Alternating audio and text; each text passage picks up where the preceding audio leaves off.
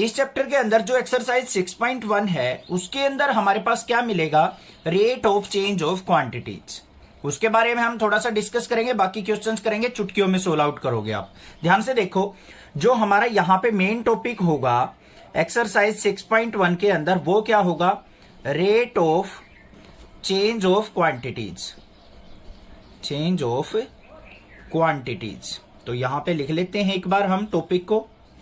अब इसका मीनिंग क्या है, rate of change of quantities. अब देखो, हम कोई भी डेरिवेटिव करते थे, मान लो x का डेरिवेटिव करते थे, वो क्या होता था, dx बाई dt होता था, या फिर y का डेरिवेटिव करते थे तो dy बाई dx होता था। इस तरीके से करते थे हम। t के रिस्पेक्ट में करते थे तो dx बाई dt लिख देते थे, x के रिस्पेक्ट में y का डेरिवेटिव करते थे तो dy बाई dx लिखा जाता था। अब इनका मतलब भी क्या है, dx बाई dt का, dy बाई dx का, इनका भी मतलब rate of change of quantities है। अब देखो, x का क्या है, यहां पे रेट ऑफ चेंज हुआ है। रेट ऑफ चेंज का मतलब होता है डेरिवेटिव करना किसी का। ध्यान से समझो, मेन कंसेप्ट समझना है इसका, रटना नहीं है कुछ भी। रेट ऑफ चेंज का मतलब होता है डेरिवेटिव। क्वांटिटी क्या है यहां पे, x, तो x का हमने डेरिवेटिव कर दिया किसके रिस्पेक्ट में, टाइम के रिस्पेक्ट में।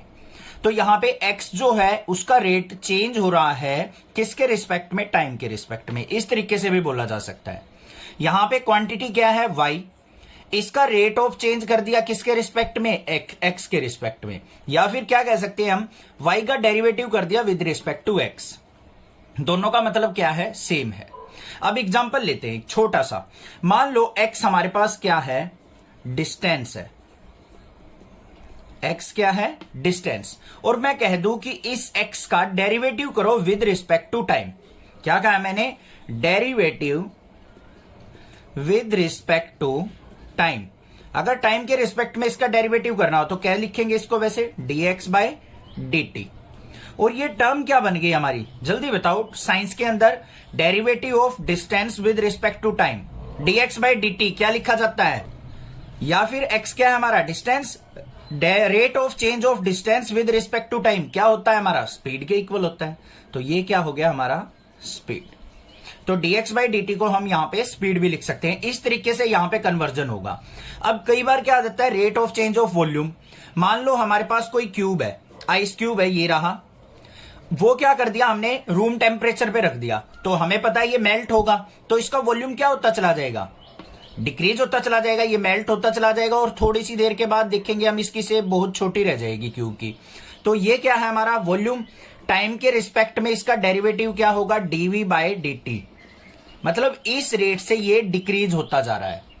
तो यहां पे क्या लिखा जाएगा, ये derivative of volume with respect to time बोल लो, या फिर इसका rate of change of volume with respect to time. ये बात हो गई, समझ में आई कुछ चीजें। अच्छा, एक हमने डबल क्वांटिटीज भी पढ़ी थी। मान लो आपके पास दो क्वांटिटी दे रखी हैं इस तरीके से, x इज इक्वल टू दे रखा है मान लो f ऑफ t, कोई t का फंक्शन दे रखा है, y इज इक्वल टू दे रखा है g ऑफ t, कोई g का फंक्शन है और विद रिस्पेक्ट टू टाइम है। तो इनका डेरिवेटिव अगर हमें dy बाई dx निकालना हो तो कैसे निकलता था, x का डेरिवेटिव क्या होगा, dx बाई dt। मीन्स यहां पे क्या हो जाएगा, f डैश t। और y का डेरिवेटिव क्या होता था, dy बाई dt। और gt का डेरिवेटिव क्या हो जाएगा, g डैश t। अब हमें dy बाई dx निकालना तो इन दोनों को डिवाइड कर लेते थे। तो dy by dx equal to किसके होगा, dy बाई dt अपॉन में dx बाई dt। इसको सिंप्लीफाई करेंगे तो हमारे पास क्या आ जाएगा, dy बाई dx आ जाएगा। समझ में आगे बात। ये इंट्रोडक्शन था एक्सरसाइज 6.1 का। बाकी क्वेश्चंस करेंगे, वहां से क्लियर होंगी चीजें। बस ये चीज समझनी थी आपको कि हम जो डेरिवेटिव लिखते हैं किसी का, उसको हम rate of change of quantity भी लिख सकते हैं। अब इस एक्सरसाइज के अंदर हमने दो ही चीज सीखनी है, एक हमारा इंक्रीजिंग फंक्शन, एक हमारा डिक्रीजिंग फंक्शन। हमें कोई फंक्शन गिवन होगा, हमने बताना है कि वो हमारा फंक्शन जो है इंक्रीजिंग फंक्शन है या डिक्रीजिंग फंक्शन है। ठीक है, देखो ध्यान से, हमारे पास कोई भी फंक्शन होगा इस तरीके से, कोई भी हमारा फंक्शन हो सकता है, f ऑफ x हो सकता है, f ऑफ y हो सकता है, कोई भी वेरिएबल में हो सकता है। उसके अंदर हमारी दो चीजें होंगी, या तो क्या होगा, वो इंक्रीजिंग फंक्शन होगा, या फिर क्या होगा, वो डिक्रीजिंग। अब इस इंक्रीजिंग और डिक्रीजिंग के अंदर भी दो चीजें आती है हमारी। एक तो आता है स्ट्रिक्टली इंक्रीजिंग, क्या है, स्ट्रिक्टली इंक्रीजिंग। और डिक्रीजिंग के अंदर भी आता है हमारा स्ट्रिक्टली स्ट्रिक्टली डिक्रीजिंग। अब इनके मीनिंग क्या है, इंक्रीजिंग फंक्शन किसको कहेंगे और डिक्रीजिंग किसको कहेंगे, स्ट्रिक्टली इंक्रीजिंग और स्ट्रिक्टली डिक्रीजिंग किसको कहेंगे, इन चीजों को समझेंगे हम ग्राफ की हेल्प से। अब वो ग्राफ आपको बस थोड़े से माइंड में रखने हैं, बाकी कोई चीज जरूरत नहीं है उनको आपको याद रखने की, बस समझना है कि मीनिंग क्या है। देखो सबसे पहले हम चलते हैं इंक्रीजिंग के ऊपर बात करेंगे। मान लो हमारा ये कोई भी ग्राफ है, ये एक्स एक्सिस है, ये वाई एक्सिस है, इसी तरीके से हम ग्राफ प्लॉट करते हैं, ये ओरिजिन हो गया। अब मान लो ओरिजिन से हमारा कोई ग्राफ स्टार्ट हुआ इस तरीके से, फिर क्या हो गया, थोड़े से टाइम के लिए स्ट्रेट हो गया, फिर दोबारा से इंक्रीज होने लग गया। तो इस टाइप के ग्राफ को हम क्या कहेंगे, इंक्रीजिंग फंक्शन। इंक्रीजिंग फंक्शन का ग्राफ है ये। कैसे पता चला, ध्यान से देखो, यहां से इंक्रीज तो हो रहा है बट कुछ टाइम के बाद क्या कर रहा है, वो कांस्टेंट हो गया, मतलब ना तो वो इंक्रीज हो रहा है ना डिक्रीज हो रहा है, फिर इंक्रीज होने लग गया। तो इस टाइप के फंक्शन को क्या कहेंगे, इंक्रीजिंग फंक्शन। मतलब इंक्रीज तो हो रहा है बट कॉन्टिन्यूअसली नहीं हो रहा है। क्लियर बात है। अब दूसरा वर्ड आता है स्ट्रिक्टली इंक्रीजिंग, किसको कहेंगे, उसका ग्राफ देख लेते हैं एक बार। ये हमारी क्या है, एक्स एक्सिस है, ये हमारी वाई एक्सिस है और ये हमारा क्या है, ओरिजिन। अगर इस तरीके से ग्राफ है, मतलब कॉन्टिन्यूअसली इंक्रीज ही होता जा रहा है, कहीं पे ना तो कांस्टेंट हुआ है ना कहीं पे भी वो स्टॉप हुआ है, बस ओनली क्या है, वो इंक्रीज होता जा रहा है, तो इस टाइप के ग्राफ को क्या कहेंगे हम, स्ट्रिक्टली इंक्रीजिंग फंक्शन। बात क्लियर हुई या नहीं हुई। अब डिक्रीजिंग भी आपको समझ में आ गया होगा इजिली। अब मान लो इस तरीके से ग्राफ है हमारा, ये एक्स एक्सिस है, ये वाई एक्सिस है, और ग्राफ मान लो ऐसे चल रहा है हमारा, नीचे आया फिर कांस्टेंट हो गया, फिर नीचे आया फिर कांस्टेंट होके नीचे आ गया, मतलब कहीं कहीं कांस्टेंट हो रहा है, मतलब डायरेक्टली डिक्रीज नहीं हो रहा, तो इसको क्या कहेंगे हम, डिक्रीजिंग फंक्शन। किस कैटेगरी में आएगा ये फंक्शन, डिक्रीजिंग फंक्शन की कैटेगरी में। अब दूसरा आता है स्ट्रिक्टली डिक्रीजिंग, किसको कहेंगे। अब तो आपको क्लियर हो गया होगा, समझ गए होगे, जो डायरेक्टली हमारा नीचे की तरफ आता जाए ग्राफ, कहीं पे भी कांस्टेंट ना हो, उस ग्राफ को क्या कहेंगे हम, स्ट्रिक्टली डिक्रीजिंग फंक्शन कहेंगे। ऐसे भी हो सकता है, कुछ ऐसे भी हो सकता है हमारा स्ट्रिक्टली डिक्रीजिंग फंक्शन, ऐसे ये भी हमारा कॉन्टिन्यूसली डिक्रीज ही होता जा रहा है, तो इस टाइप के ग्राफ को हम क्या कहेंगे, स्ट्रिक्टली डिक्रीजिंग। ये एक्स हो गया, ये वाई हो गया। बात क्लियर है। अब दूसरा एक और चीज आती है हमारी, नाइदर इंक्रीजिंग नॉर डिक्रीजिंग, मतलब ना तो कोई ग्राफ जो फंक्शन है वो इंक्रीज हो रहा है और ना ही डिक्रीज हो रहा है। उस केस में क्या होगा हमारा, इस तरीके से हमारा मान लो कोई भी ग्राफ है, ये एक्स एक्सिस है, ये वाई एक्सिस है, यहां से मान लो कोई भी ग्राफ चला इस तरीके से हो, एक बार तो क्या कर रहा है, इंक्रीज, फिर डिक्रीज हो गया, फिर इंक्रीज हो गया, फिर डिक्रीज हो गया, फिर इंक्रीज हो गया, तो एक बार फंक्शन इंक्रीज हो रहा है, एक बार डिक्रीज हो रहा है, तो उसको क्या कहेंगे हम, नाइदर इंक्रीजिंग नॉर डिक्रीजिंग। मतलब ना तो ये इंक्रीज हो रहा है ना डिक्रीज हो रहा है, इस टाइप के फंक्शन को हम क्या कह देंगे, नाइदर इंक्रीजिंग नॉर डिक्रीजिंग। बात क्लियर हो गई। अब सर इनका मीनिंग तो क्लियर हो गया हमें, इंक्रीजिंग डिक्रीजिंग का, स्ट्रिक्टली इंक्रीजिंग का, स्ट्रिक्टली डिक्रीजिंग का, बट हम इसको यूटिलाइज कैसे करेंगे एप्लीकेशन ऑफ डेरिवेटिव में, वो और सीख लेते हैं एक बार। इसका यूज कैसे होगा, ध्यान से समझो। अगर मान लो आपको कोई भी फंक्शन दे रखा है एफ ऑफ एक्स, इसके अंदर कोई भी वैल्यू है, मान लो एक्स क्यूब दे रखा है, या कोई और फंक्शन दे रखा है, मान लो F X equal to mod X दे रखा है, या कुछ भी एक्स स्क्वायर दे रखा है। पहला काम क्या है, एक तो हम इसका ग्राफ बना के चेक करें कि ये इंक्रीजिंग है या डिक्रीजिंग है। अब ग्राफ बनाना तो पॉसिबल होता नहीं है, इतना इजी नहीं होता कि आप सभी के ग्राफ बना दो सभी फंक्शंस के। तो और क्या तरीका है, एप्लीकेशन ऑफ डेरिवेटिव को कैसे यूज करके हम यहाँ पे इंक्रीजिंग डिक्रीजिंग देखेंगे। बिल्कुल सिंपल है, आपको एफ एक्स का क्या करना है, एफ डैश एक्स निकालना है। क्या निकालना है, डेरिवेटिव निकालना है। अगर आपका F dash x greater than 0 आ गया, क्या आ गया, F dash x greater than 0, तो ये क्या हो जाएगा, हमारा इंक्रीजिंग फंक्शन हो जाएगा। बात समझ में आई है नहीं। अगर F dash x greater than 0 है तो वो क्या हो जाएगा, इंक्रीजिंग फंक्शन। अगर एफ डैश एक्स हमारा क्या है, लेस देन 0 है, तो वो क्या हो जाएगा, डिक्रीजिंग फंक्शन। अब इतनी बात तो क्लियर हो गई होगी, बस यही चीज करनी है। इन्हीं से इंटरवल निकलेंगे, इन्हीं से हम चेक करेंगे कि इंक्रीजिंग है या डिक्रीजिंग है, वो अभी हम क्वेश्चंस करेंगे, वहां से आपको क्लियर हो जाएगा। आई थिंक यहां पे जो इंट्रोडक्शन था इस एक्सरसाइज का वो यही था, सफिशियंट है, बस थोड़ा सा कंसेप्ट समझना था, बाकी क्वेश्चन से सारे डाउट क्लियर होंगे। इसके अंदर देखेंगे हम जो मैक्सिमा और मिनिमा है वो किस तरीके से फाइंड आउट किया जाता है और किस तरीके से अप्लाई होता है, उसमें बच्चे कंफ्यूज रहते हैं। बिल्कुल सिंपल तरीके से बताऊंगा, आसानी से समझ में आ जाएगा। जो मैक्सिमा होता है वो भी 2 टाइप का होता है हमारा। एक तो होता है हमारा एब्सोल्यूट मैक्सिमा और एक लोकल मैक्सिमा। उनका एग्जैक्ट मीनिंग क्या है ग्राफ से समझेंगे। ऐसे ही मिनिमा होता है एब्सोल्यूट मिनिमा और लोकल मिनिमा। ठीक है, सबसे पहले देखो यहां पे 2 ग्राफ बनाऊंगा मैं। टॉपिक ले लेते हैं अपना, क्या है, मैक्सिमा और मिनिमा का, मैक्सिमा एंड मिनिमा। अब यहां पे 2 ग्राफ प्लॉट कर रहा हूं मैं। एक तो ये ग्राफ हो गया, ये एक्स एक्सिस हो गई, ये वाई एक्सिस हो गई। एक ग्राफ है हमारा इस तरीके से, उल्टा यू मान लो इसको। एक दूसरा ग्राफ है हमारा इस तरीके से, इसको सीधा यू मान लेते हैं। ये एक्स एक्सिस हो गई, ये वाई एक्सिस हो गई। अब इनके ऊपर देखो, इस ग्राफ के अंदर मैक्सिमम पॉइंट कहां पे है, ये पॉइंट है। इस पॉइंट को P और कोऑर्डिनेट मान लेते हैं एक्स वाई। यहां पे ये पॉइंट मान लेते हैं हम P और इसके कोऑर्डिनेट मान लेते हैं एक्स वाई। ठीक है, अब ये देखो यहां पे इस ग्राफ के अंदर मैक्सिमम वैल्यू कहां है। यहां से चलना स्टार्ट किया, वैल्यू इंक्रीज होती जा रही है और यहां पे पहुंच गई, और यहां से वैल्यू क्या हो गई, दोबारा डिक्रीज होनी स्टार्ट हो गई। तो मैक्सिमम पीक पॉइंट कौन सा हुआ, ये वाला। तो ये क्या कहलाएगा, हमारा मैक्सिमम वैल्यू कहलाएगी।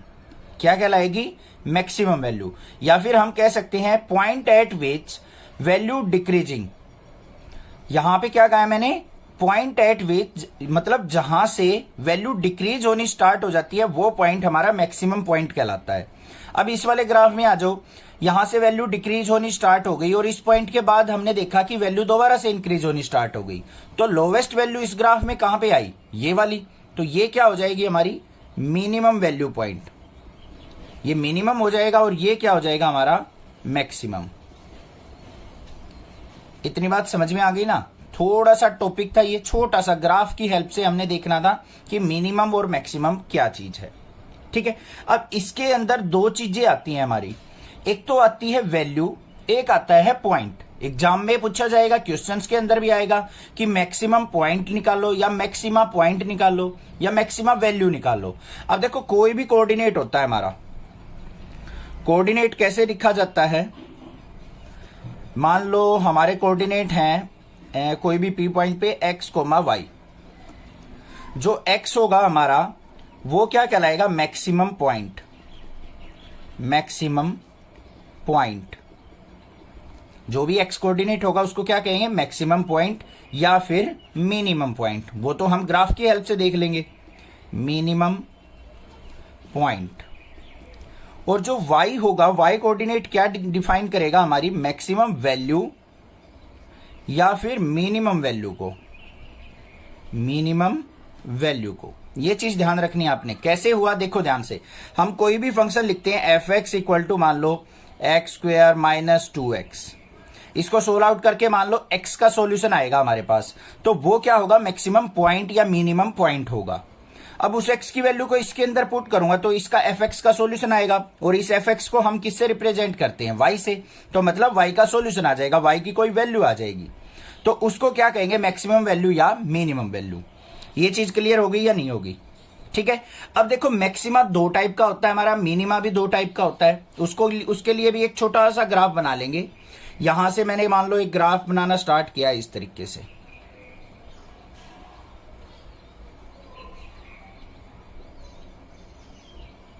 ये ग्राफ बना दिया मैंने।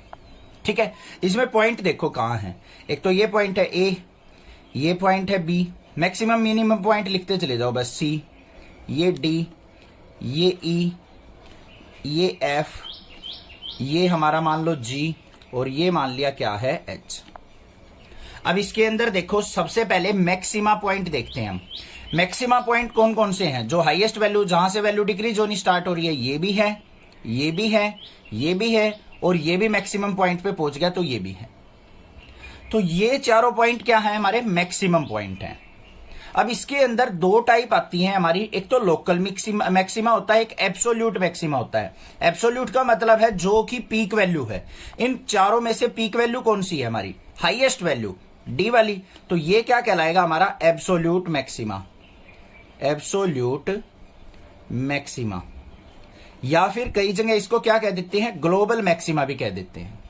ठीक है, और जो वैल्यू बच गई है तो वो भी मैक्सिमम ना, बट वो सारी वैल्यूज क्या कहलाएंगी, बी वाली, ई, एफ वाली, एच वाली, ये कहलाएंगी हमारी लोकल मैक्सिमा। पॉइंट क्लियर हो गया होगा। जो हाईएस्ट वैल्यू होगी, एक सिंगल वैल्यू होगी, उसके नियर बाय कोई वैल्यू नहीं है, तो उसको हम एब्सोल्यूट मैक्सिमा या ग्लोबल मैक्सिमा लेके चलेंगे, और जो अदर मैक्सिमम वैल्यू बच गई उनको हम लोकल मैक्सिमा कहेंगे।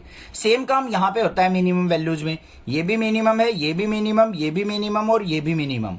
सबसे मिनिमम कौन सी है, जी वाली, तो ये क्या हो जाएगी हमारी एब्सोल्यूट मिनिमा, एब्सोल्यूट मिनिमा। और ये और जो वैल्यू है ए, सी, ई, ये क्या कहलाएंगी, लोकल मिनिमा। समझ में आ गई बात। इनमें थोड़ा बहुत चेंजेस हो सकता है, ई की वैल्यू और भी कम हो सकती है, तो ये सारी क्या कहलाएंगी, लोकल मिनिमा। और जब से जो सबसे लोवेस्ट है उसको हम एब्सोल्यूट मिनिमा या फिर ग्लोबल मिनिमा कहेंगे। इतनी बात क्लियर हो जानी चाहिए, कोई दिक्कत की बात नहीं है।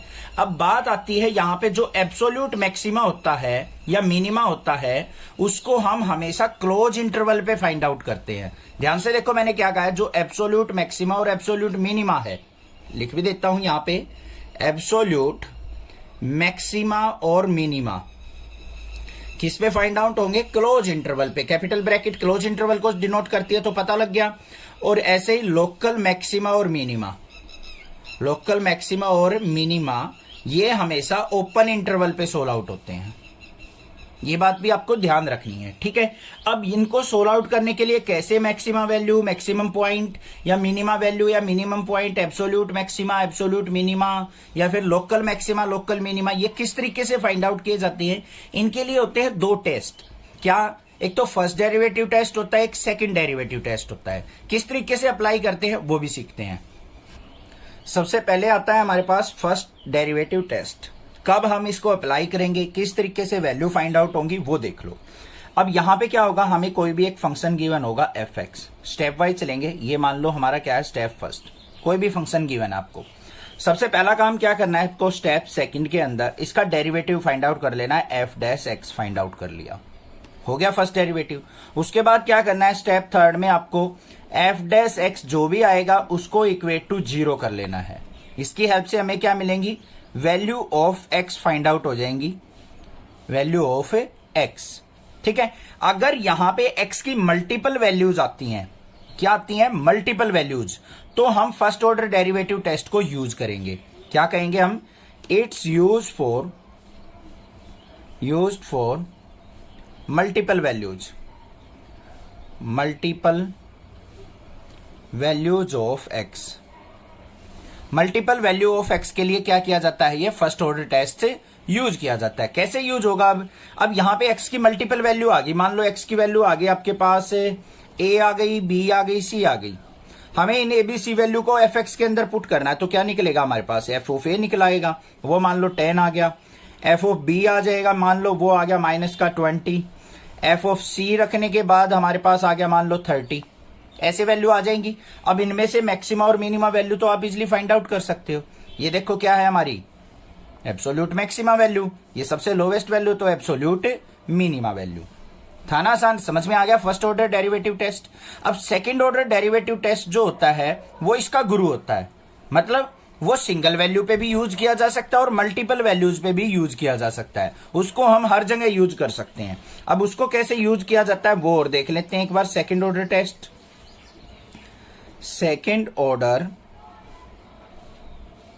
टेस्ट या फिर सेकंड डेरिवेटिव टेस्ट, वैसे भी बोल सकते हैं, दोनों का मतलब सेम है। इसमें भी क्या होगा, स्टेप फर्स्ट हमारे पास कोई फंक्शन होगा एफ एक्स, फिर हम क्या निकाल लेंगे यहां पे F dash x find out करेंगे। स्टेप सेकंड हम फाइंड आउट करेंगे एफ डैश एक्स।